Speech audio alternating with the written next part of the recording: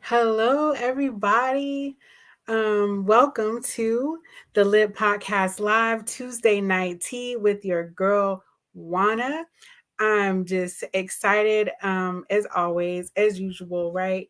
That I'm getting to spend time with you all. So, um, as we're waiting for a couple people to come on, let me see if I see somebody's on. But if you are coming on, please know that if you're on my personal account, I think it just says if you're on my personal account, you have to acknowledge StreamYard and let them, view your account, your name, so that I can see who you are. Sorry, I got a little distracted because my baby's on. Hey, Maya. And I'm sure that she got the family with her. So, hey, Maya. I'm going to wait a few more minutes before we get started because, y'all, this is a really good topic tonight that we're going to be talking about. And again, it's just me. So, we're going to be talking about seasonal affective disorder, also known as seasonal depression. Um, hey, Charina. Um, so I'm just trying to get a couple people on before I get started. And while we're waiting, you guys, how was your Thanksgiving? Well, I know how yours was, Maya, but how was your Thanksgiving, Charina? Did you have a good Thanksgiving? Give me a thumbs up at least, or send a heart or something. But yeah, this being grateful and all that kind of stuff. We just had Thanksgiving and just spending time with family and being able to share love. That's what I always think about it is sharing love and just connecting with family. Yes, Maya had a good Thanksgiving. So, yeah, just I love that I was able to see my grandbabies and my grandkids are very lucky because their other grandparents live right down the street. Hey, Coach Glendora, girl. I know we've been just separated for a minute. But yeah, my coach is on. So hey, Glendora, thanks for joining in. Um, but I saw her Thanksgiving pictures she posted. She had a nice Thanksgiving. They had salmon, my favorite. So they had something different. But welcome, welcome, welcome all, one and all. If you are joining for the very first time, welcome to the Lit. We live all the time, every Tuesday. Thank you for joining in.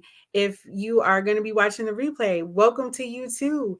Thank you for joining us. Thank you for watching it. If it's 5 minutes from now, 5 hours from now, 5 years from now, thank you and welcome to you too. Don't forget to like and share our page. You can also view this on YouTube if you don't like being on Facebook or if you don't have Facebook. Cause that's why I did it. My mama can't join on Facebook because she don't have a Facebook. So I came on YouTube so she could watch it. But hello, Mr. Cynthia and Michelle. How are y'all doing?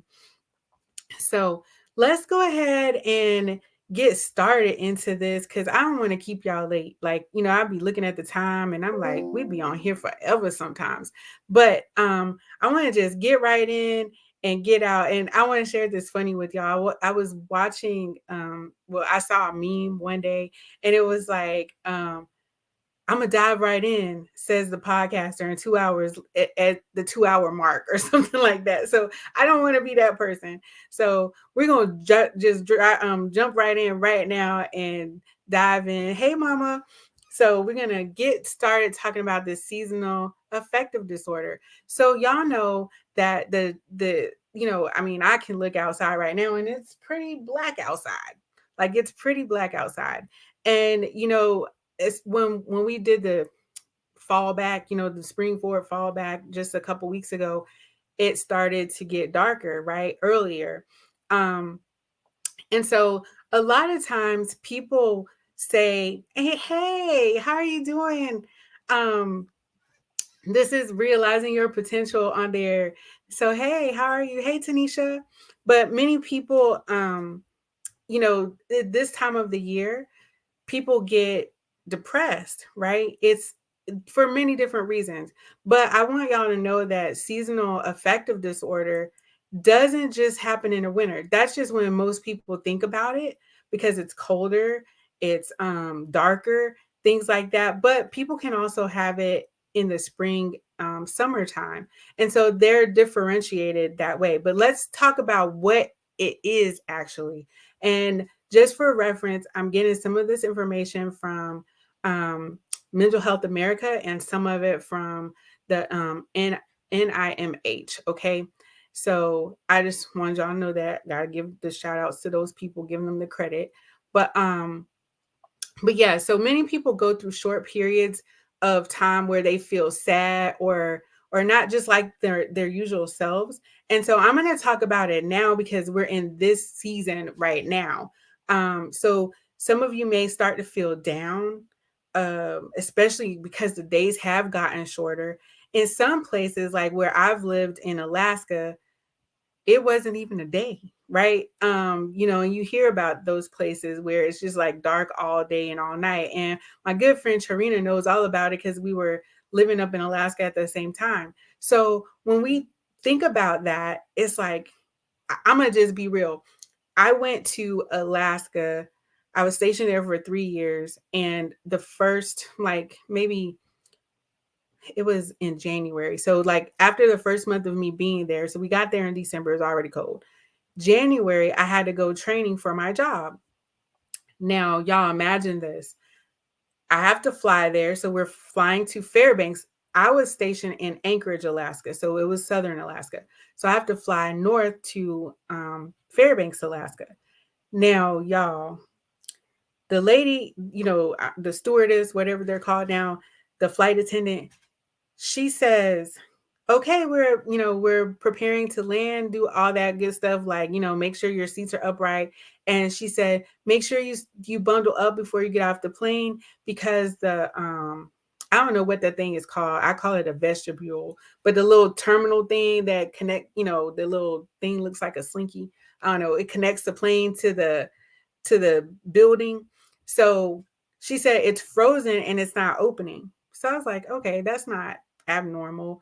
So she said we have to walk off of the plane. So be very careful. So we have to walk off the steps of the plane. So just make sure you bundle up and you bundle up your little ones.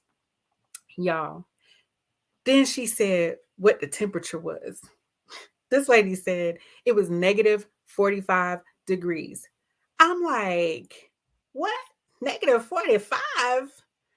I just I couldn't compute that in my head. Like that just didn't make sense to me. Negative 45 degrees. What is that? I'm from Texas. I mean, I did grow up in Germany and it got cold, but it didn't even really get below anything. So I was like, what is below, like what is that? 40 negative 45. So anyway, we're getting off the plane. I had my good little winter clothes on, and I took my first breath off of the plane. Y'all, now mind you, it's pitch black outside. There's probably ice on the ground. I can't even remember. And there was an elderly woman walking in front of me. But I took my first breath and I felt chill, like my nose hairs was frozen. My heart just felt like it froze over. So, and it's just completely dark, but it was in the middle of the day when I got there. It was not like 7 o'clock at night. It was like 2 or 3 o'clock in the afternoon. So I'm like, what in the world? But it gets worse. That's not even as cold as it got. It got to negative 65. When I tell y'all, I found, I got my rental car. I went to a Walmart and I bought some snacks to stay in my hotel because I was thinking, I'm like, like what they call it TDY. So I was, getting paid to be there and all this good stuff. So I was like, I'm about to go to all these restaurants. But the devil is a lie. I stayed my behind right in that hotel room. I called my husband and I said, if we would have got stationed here, I would have gotten out of the army. I would have found some kind of way to get out of the army because it is too freaking cold. Negative 65 for the remainder of the time that I was there, the whole week. I was just like, no, ain't no way. It was dark. It was cold. Everything was frozen. And I was just like, this is horrible. I immediately became depressed. So can you imagine that? Like I'm talking about, like, I think you're supposed to be depressed like 2 weeks, at least 2 weeks. But this was like a day. And I was like, I can't do this. Like, how do people live up there like that? I wasn't ready. So I'm saying all that to tell y'all that it's real, it can happen, and you may not even recognize it, but you just start to feel down as the days get shorter, and it's just, the day isn't really shorter, it's just darker outside. And so this usually sets in around the fall time, which we're in right now, because winter this year doesn't, well, I think every year, it doesn't start till December 21st, right? And that's when the days start to get longer. So uh excuse me. So, in some of the times, in some cases, mood changes are more serious than other times, and it can affect how you feel, how you think, and even how you handle daily activities. So, if you think somebody is just normally depressed, or have any other mental health disorder, and they're a little irritable, or they have mood swings, that's the same kind of stuff that happens. So if you start noticing things like that, then you or them could be suffering from seasonal affective disorder. So let me see. Let's talk about some of the signs so that you can know. Okay. Um, it on this thing it says that SAD, which is seasonal affective disorder, is not considered a separate disorder, but it's a type of depression characterized by its recurrent seasonal pattern, with symptoms lasting about 4 to 5 months per year. So just thinking about that, 4 to 5 months per year, not for a couple weeks or a couple months, but they last for about 4 to 5 months per year. Okay. And so the good thing about this is, if you do have seasonal affective disorder, you know that it's recurrent. You know when it's pretty much going to come around. So that's a good thing that can help you to combat it. Okay. So we're going to talk about the symptoms real quick. So some symptoms of just depression, just regular old depression. Okay. Feeling depressed most of the day, nearly every day. Losing interest in activities you once enjoyed. So, like if you like to go play basketball, now you don't like to play basketball. Like you don't want to go out and do something. So to me, that's one of the bigger signs. When I do work with some of my clients, I look like they just stop doing stuff that they really enjoy doing. Experiencing changes in appetite or weight. And y'all know that sometimes that's what happens. It's winter, it's dark, it's cold outside, and we just sit in the house watching Netflix, Hulu. They got all kinds of stuff now, like Tubi. I don't even know what all of them are because I don't watch TV, but or watch that much TV. But you start eating more, and you're just sitting in the house under the covers eating. So think about that. So experiencing changes in appetite or weight, um, having problems with sleep, not being able to sleep, tossing and turning in the bed at night. Sometimes you may even have some achy, like restless leg type stuff going on, achy backs, or, just pains throughout your body. Okay. So just problems with sleep, waking up. It can include waking up or having nightmares. Feeling sluggish or agitated. So having more fatigue, and definitely being more agitated or irritable, right? Everything just gets on your nerves, and you're just kind of like, oh, I don't want to get up. Because nobody wants to get up when it's negative 45 outside, and have to drive to work somewhere. Um, let's see, having low energy. So that kind of goes with that sluggish feeling. You just, don't have any energy. You could probably drink all the Starbucks espresso that you can, and you just feel kind of just blah. Okay. Um, feeling hopeless or worthless. So these are just normal depressing feelings that people can have. Okay. Just thinking that nothing good's going to happen, or that you yourself are just feeling worthless, not worth, like, not being a good mom, not being a good dad, or just, um, just, I met someone the other day, and they were saying things like that because they truly have depression, about just not feeling like anybody's there to help them or do anything. And that's all that they're there for, is like, no, if they died, nobody would even know, like they wouldn't even matter. So that's a really, really hard feeling to have, not feeling like you're worth anything. Having difficulty concentrating. So not being able to focus and concentrate on things. So you can also think about this for your children too. If they also have difficulty concentrating in school or things like that, okay, it's not being able to focus. Having frequent thoughts of death or suicide. So that's, if, and I want to just add this, if you do know someone that is having thoughts of suicide, ask them, just straight up ask them, are you thinking about killing yourself? It's that simple. Just, are you thinking about killing yourself? And then have that conversation with them, because if you just say, are you thinking about hurting yourself? That's, you got to ask these people directly. Ask people directly, are you thinking about killing yourself? Okay. Because harming could just be, you know, cutting, burning yourself, um, pulling hairs, it could be just hitting walls or anything that just hurts you, that feels like, a physical pain to yourself. So it doesn't necessarily mean you want to kill yourself, though. Okay. So just ask people if they really want to die. So let me keep going. So now we're going to get into some specific symptoms just for SAD. Okay. And that is oversleeping, also known as hypersomnia. So oversleeping, and y'all, I'm feeling like maybe I'm a little guilty, because I just been like not wanting to get up. Like, so I've been sleeping very late.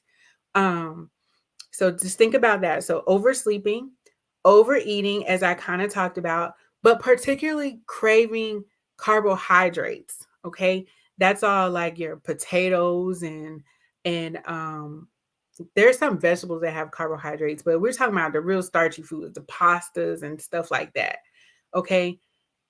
And I know, look, y'all, I'm calling myself out maybe, because last night I made spaghetti. So, um, then there's the weight gain, right? So there's weight gain that obviously goes with the overeating.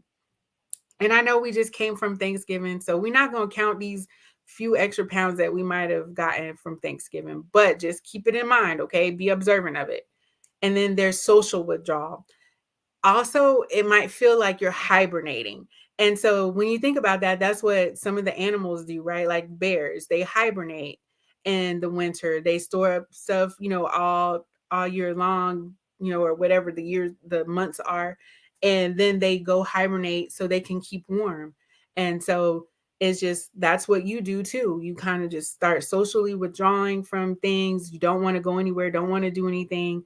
And then um but I'm going to add these ones for summer as well, because there are specific symptoms just for summer. Okay. I know we're not in summer, but you could also have seasonal depression during summer. So there's trouble sleeping, poor appetite, leading to weight loss. So it's opposite. It's, in the winter we gain weight, but in the summer we lose weight because we don't want to eat. Then there's restlessness and agitation, anxiety, and also episodes of violent behavior. Okay. But again, if you are someone that is thinking about suicide or anything like that, that you don't want to live, you having these types of thoughts, please call the National Suicide Prevention Lifeline. The number is 1-800-273-TALK. And if you are a veteran, you can press 1. And then you don't even have to talk to people. You can text people now on there, and you just text hello to 741-741. And I'll put that in the chat so that we can have those handy to us. Okay. And then so now you see what some of the symptoms are, right? And so these symptoms, like I was saying, they're very specific for winter, which is like the oversleeping, overeating, not wanting to go anywhere, not wanting to do anything, right? But you got to make sure that happens only during the winter months in order for you to be diagnosed with SAD. And I'm not diagnosing anybody, but that's just how that works. It only has happened during certain times of the year. So those symptoms only during the winter months. The other symptoms that I talked about for the summer would be only during the summer. So, and it has to happen for 2 years in a row, right? For people to get diagnosed with that. But anyway, so who develops SAD? What type of person would develop SAD? And according to the NIMH, they're saying People living in Alaska or New England are more likely to develop SAD than other people, like people living in Florida or, or somewhere like maybe in Texas or somewhere that it's hot. Okay. So at least for the winter one. Okay. And it also says that SAD is more common in people with major depressive disorder or bipolar disorder, especially the bipolar 2 disorder, which is the one that you're more depressed. Okay. So there's a difference. So bipolar 2, you're more depressed. And we can talk about that another day. But so those people are more prone to having SAD symptoms, okay, and dealing with SAD. And also people that have like attention deficit disorders or eating disorders and anxiety or panic disorders. Okay. So what really causes it? It's a whole bunch of science that goes into that, and I don't want to get all into it, but basically it's a brain chemical in your that you have reduced brain activity of the chemical serotonin. Okay. And so what also happens is that there's a research that shows that people with SAD produce too much melatonin. Now, y'all thought melatonin was just something you buy at CVS, right? No, it ain't. It ain't something you just buy at Walgreens to help you sleep at night. Melatonin is actually a hormone produced in your body that helps you to sleep. Okay. It helps you to sleep naturally. So during the summer or during the winter, I'm sorry, during the winter, your body you can create too much melatonin, and that causes the sleepiness. That's why you oversleep. Okay. So it's just an imbalance between the serotonin and the melatonin. Okay. So that's all I'm going to say about that. But I want to add this. If you have a vitamin D deficiency, now I'm going to tell y'all, most Black people have vitamin D deficiency. And I know that from working in the lab. This not, I know that. I am a person that has a vitamin D deficiency. So if you have a vitamin D deficiency, it can exacerbate. That means it can make these problems worse. Okay. Because vitamin D is believed to promote serotonin activity. So if you have a vitamin D deficiency, you're not making enough serotonin. Okay. So that's why you need to make sure you get some good vitamin D. All right. So now we're going to move on. And I want to share a couple statistics with you guys before we end. So it says, and this comes from the Mental Health America. In a given year, about 5% of the US population experiences seasonal depression. 4 out of 5 people who have seasonal depression are women. So, y'all, if you look like me, even if you are, if you are identifying as something else, but you are genetically a woman, genetically a female, you're more prone to have it. You're, 4 out of 5 women. Okay. The main age of onset of seasonal depression is between ages 20 and 30, even though some symptoms can appear earlier than that. But they do say between ages 20 and 30, you should start to recognize it if that's something that you have. Okay. The prevalence of seasonal depression is anywhere from 0 to 10% of the population. So depending on the geographic region. So the reason they say that is because, of course, there's probably people in Alaska that, it's a higher percentage of those people that suffer from seasonal depression than people down here. Okay. Where we are, like, well, I don't know where you are, but I'm in Alabama. So typically, the further someone is from the equator, the more at risk they are for seasonal depression. And if you don't know what the equator is, you got to remember what geography class. It's that middle line that separates like the north part of the world from the southern part of the world. It's the zero line, zero latitude that goes around the globe, that big old line, right? So if the further you are away from that, so thinking about like that's why Alaska is further away, right, from the equator than like Florida is. Okay. So now we got that out of the way. Some other things I want to tell you about it is, there's the reduced sunlight. That's what's the main cause. And then how, just to repeat, and then the serotonin, the lack of serotonin or reduced serotonin and increased melatonin. Okay. So now, how do we get over this? How do we treat it? That's what y'all want to know about, right? How do we get over it?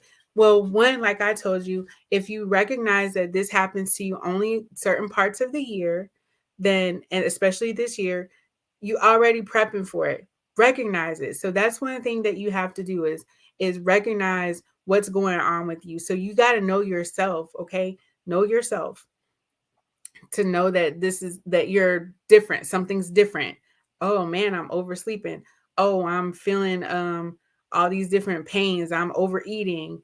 I am, all those symptoms we talked about, the overeating, um, the weight gain, and especially not wanting to talk to anybody, just not, withdrawing from all your friends and family. Okay. So just remember that. So just those things they should warn you in a sense. Okay. So some of the treatments for SAD are, they say there's like four main categories, and that's light therapy, which is it's actually like where they give you, I don't know what it looks like actually, but basically it's like a light box. I've never seen one actually, but it's a light box. And so it's like 20 times brighter than an indoor, like an indoor light. Like, I don't, y'all can't see my light, but it's bright, way brighter than a regular light that you would have in your house. But it also filters out the UV light, so it makes it safe. And so you're supposed to sit under this light box for 30 to 45 minutes, usually like first thing in the morning. And that's just how they treat you. But there's some science that says that they don't know if it really works or not. Like they can't really say that's the reason. But if, it's a therapy that's there. So I can't tell you, I've never done it, but try it if that's it. It's if you feel like it will work for you. Um, but they do say that people with certain eye diseases or people taking certain medications that increase sensitivity to sunlight might need to use an alternative treatment. Okay. So just think about that. Psychotherapy, it's my favorite because that's what I do. Um, so there's talk therapy, but y'all, I do something else that is a little beyond talk therapy, which is called brain spotting. So I can give y'all more information about that, or if you want to know some more information about it, just DM me, because it can you know brain spotting helps with a lot of different issues. And the good thing is you don't even have to talk. But because I am a therapist, talk therapy is helpful. We can work with you doing some cognitive behavior therapy, which helps you to, change your thoughts or identify negative thoughts that you might be having, and change up some behaviors, okay, that you might do for the winter. And so, there's that. Then there's medication that can help.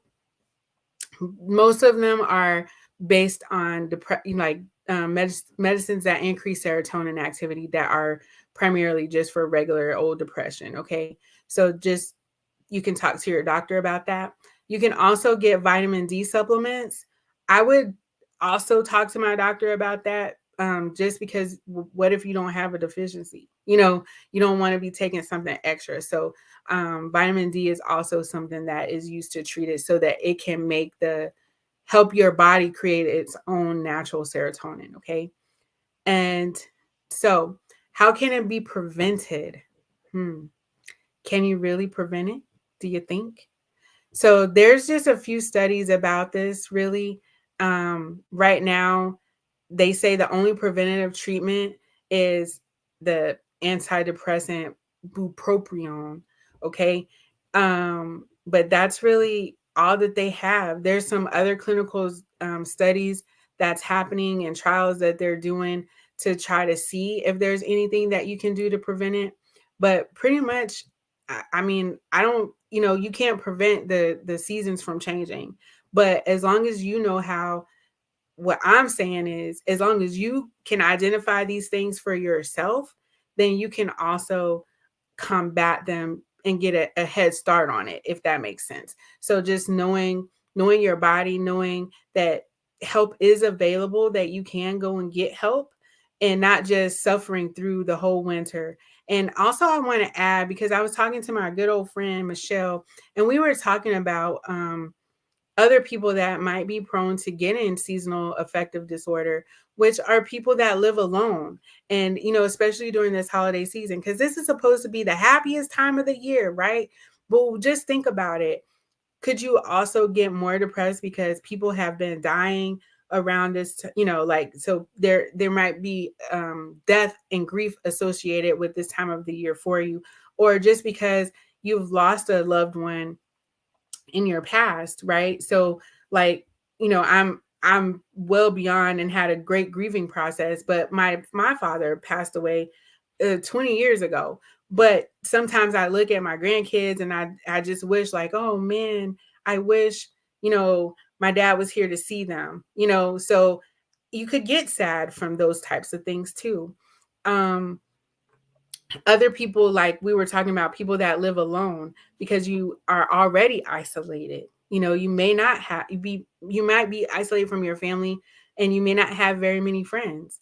And so that's another, just if you're these people in these types of situations, I'm trying to help you to prevent it that way, to recognize. That's the main thing that I can do to help you right now, is to recognize that you might have fall into some of these categories, or you might be experiencing some of these symptoms. So just recognize it and now do something about it so it doesn't get really bad. So I'm going to look, I have a question on here from Maya. It says, can this be genetic or is it strictly environmental? Is it usually triggered by an event? As I was just kind of talking about, Maya, I don't know if it's genetic. They would have to do some research, and I haven't really found any research that says that it's genetic, but I believe that it's mostly well, if depression, they say, can be genetic. So seasonal depression falls under that. So it's a good possibility. I can get back to you and let you know. I'm not going to lie to you, but it just makes sense that if depression can be genetic, then seasonal depression could be genetic. So it doesn't necessarily have to be just environmental, from, just from what I know. And then could it be triggered by an event? And so that's the part that I was talking about, that could it be just environmental or triggered by an event? I believe so, because like I was just saying, this time of the year, you might be broke, you don't have a job, those are the environmental factors, right? You live away from your family, but then, like I said, for me, like maybe for a few years, I was really, this time of the year, I hated it because, my dad wasn't around, and he died in March. So you see what I mean? Like, it's already getting dark. I'm isolating myself. So that depression just comes back. It's not my case, but it could have been. So I hope that answered your question. And then, Michelle, you're saying, yes, it can be hard, but thank God for our true friends and family. And that's right. Your family doesn't, your family, to me, in therapy, we consider family whoever you choose to be your family. I know there's blood people, but then there's also people that you choose, because some people can't rely solely on their family. They can't depend, their family is not dependable to them. So their family is also could be toxic to them and cause them more harm. So would you really just want to go around your family? No. And I wouldn't encourage you to. I would, we have family. That's Family, family. Those the friends that you make a family. And I have several of them. I mean, being in the military, we just learn to make people our family, because you don't, you're away from your family. So they're not with you. But do y'all have any more questions? Hey, Coach B. Um, but yeah, that thank you, Valerie. She spelled it out for us. But I'm gonna add those numbers onto the chat for the National Suicide Hotline numbers. If you're in Georgia, you can also call the GCAL, which is the Georgia Crisis and Access Line. If you're having any kind of thoughts like that, um, oh yeah, the mindset chosen, the chosen family. That's right. So if you are having any of those symptoms, I would encourage you to reach out to get help. Sometimes just talking to your friend or family could help, but if it's really serious, I would encourage you to seek therapy and reach out to a therapist. And again, if you need resource or help connecting to a resource, I know so many people. So just let me know and I can help you, connect to resources. Or you can just go on Psychology Today.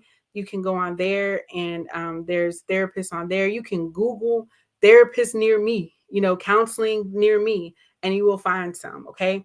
But this Glendora said, great talk. So I do appreciate y'all. This has been a great talk. And look, y'all, it's 8:36. We're gonna get up out of here because I said we're gonna jump right in, get to it, and get it done because I got to go eat.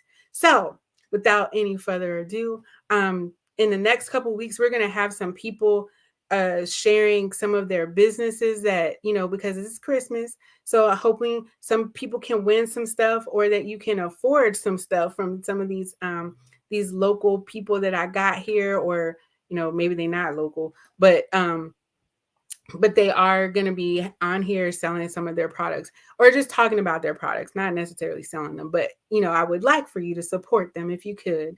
And some of the stuff will make great stocking stuffers at a great price. So but without any further ado, I would like to say good night to you all.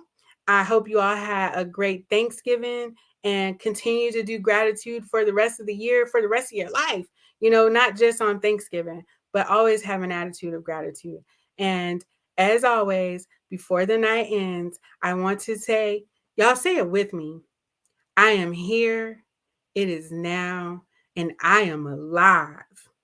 I'll see y'all next week.